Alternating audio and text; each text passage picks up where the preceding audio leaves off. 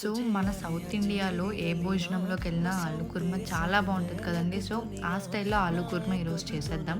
ముందుగా ఉల్లిపాయలు, పచ్చిమిరపకాయలు సన్నగా తరిగి పెట్టుకుని, బంగాళదుంపలు కూడా మనకు కావాల్సినవి ఉడికించుకుని చిన్న ముక్కలుగా చేసి పెట్టుకోవాలి.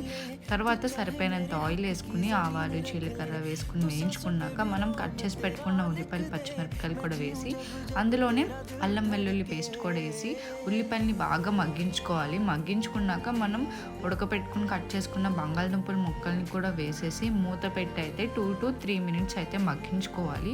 సో అలా మగ్గాక ఒక 2 to 3 మినిట్స్ తర్వాత మూత తీసేసి అందులో మీ టేస్ట్కి సరిపోయేంత కారం, ఉప్పు, పసుపు అన్నీ వేసేసుకుని ఒక హాఫ్ గ్లాస్ వాటర్ వేస్తే సరిపోతుంది. జస్ట్ హాఫ్ గ్లాస్ సరిపోతుంది. హాఫ్ గ్లాస్ వాటర్ వేసేసి ఆ బంగాళదుంపల్ని మళ్ళీ అయితే మొత్తం అంతా కలిపేసేసుకొని ఇంకొక 3 to 5 మినిట్స్ మగ్గిచ్చేసుకొని కొంచెం గరం మసాలా వేసేసుకొని దించేసుకోవడమే.